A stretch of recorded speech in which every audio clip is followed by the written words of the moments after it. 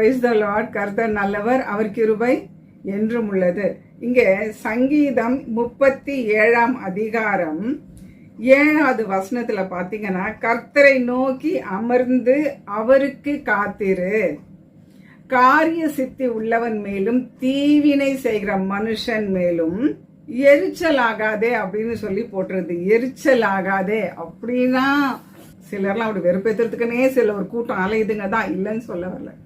ஆனா இங்க ஆண்டவர் என்ன சொல்றாரு, தேவன் என்ன சொல்றாருன்னா, அவங்க மேல டென்ஷன் ஆகாத, நம்ம முயற்சி பண்ணணும், டென்ஷன் ஆகக்கூடாதுதான், தப்பு தான்.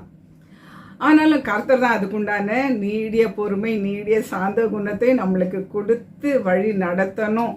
அப்படின்னா அதுக்கும் நம்ம என்ன பண்ணணும், தேவ சமூகத்தை நாடி உபவாசித்து ஜெபித்து ஜெயத்தை பெற்றுக்கொள்ள வேண்டும். ஓகேவா? ஆனா ஒரு சிலர் என்ன பண்றாங்க, ஐயோ இங்க டென்ஷனா இருக்குது, பிரச்சனையா இருக்குது, போராட்டமா இருக்குது, இவங்களெல்லாம் நம்ம எவ்வளவு ஹார்ட் ஒர்க் பண்ணாலும் இவங்களை திருப்திப்படுத்தவே முடியல. எப்ப பார்த்தாலும் திட்டுறாங்க, எப்ப பார்த்தாலும் முறைக்கிறாங்க, எப்ப பார்த்தாலும் இரிட்டேட் பண்றாங்க, எப்படியாச்சும் இந்த வேலையை விட்டு நம்ம வெளியில போயிடணும், இந்த வேலையை விட்டு வேற ஒரு வேலைக்கு சீக்கிரமா நம்ம போயிடணும் அப்படின்னு சொல்லிட்டு ஒரு சிலர் ரொம்ப முயற்சிகள்லாம் பண்றாங்க. சரி, ஓகேப்பா, ட்ரை பண்றீங்க, நல்ல வேலை கிடைச்சிருச்சு தான், பிரச்சனை போயிடுமா?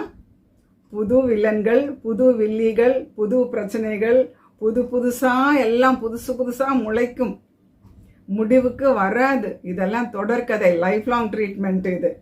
அதுக்காக தான் தேவ சமூகத்துல கர்த்தருடைய பாதத்துல 1 நாளோ 2 நாளோ 3 நாளோ உங்களால முடிஞ்ச அளவுக்கு உபவாசித்து ஜெபித்து துதித்து இந்த வேதத்தை வாசித்து ஆராதித்து தேவ சமூகத்துல உங்க பிரச்சனைகளை அங்க சொல்லணும். வேலை வேண்டாம், அந்த வேலை, அந்த வேலை வேண்டாம், இந்த வேலை, ஐயோ இந்த இது வேண்டாம், அந்த இது வேண்டாம். எத்தனை உங்களால மாற முடியும்? இதுக்கெல்லாம் முடிவே கிடையாதுப்பா. நம்ம ஃபர்ஸ்ட் தேவ ராஜ்யத்துல, தேவ சமூகத்துல, ஆண்டவருடைய பாதத்துல உங்க பிரச்சனைகளை சொல்லி ஜெபிக்கும் பொழுது அவர் பார்த்துக்குவார்.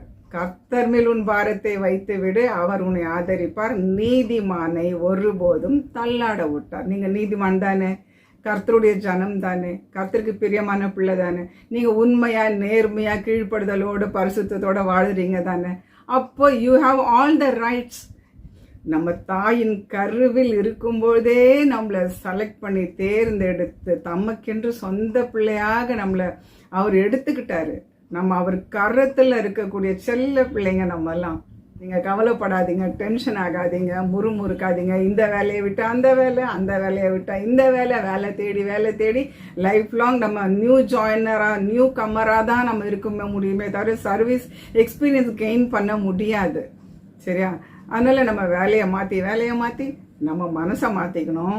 2வது தேவ சமூகத்தை நாடி அவருடைய பாதத்தை பிடிச்சி ஜெபிக்கும் போது காரிய சித்தி உள்ள தேவன் காரியங்களை கைகூடி வர பண்ணுவார். சகல நன்மைகளையும் சகல ஆசீர்வாதங்களையும் கர்த்தர் உங்களுக்கு கட்டளையிடுவார். ஏன்னா உலகத்தில் இருக்கிறவனிலும் உங்களுக்குள் இருக்கிறவர், எனக்குள் இருக்கிறவர் மிகவும் பெரியவர். சரியா? அவர் பார்த்துப்பாரு. Okay, so don't worry, relax, tension ஆகாதீங்க, கவலைப்படாதீங்க. உங்களுக்கு என்ன தேவையானாலும் எந்த பிரச்சனையானாலும் நம்ம 4 பேர்கிட்ட சொல்றதுனால எதுவும் முடிவுக்கு வர போறது கிடையாது. எங்க சொல்லணுமோ அங்க சொல்லணும். ஸோ பரலோகத்தின் தேவனை நோக்கி பார்த்து கூக்குரல் இடும்போது தேவன் நம்ம சத்தத்துக்கு பதில் கொடுக்கிறவரா இருக்கிறார், பதில் தருவார். ஆமீன். சரி, ஆமீன். Have a blessed day. God bless you. By.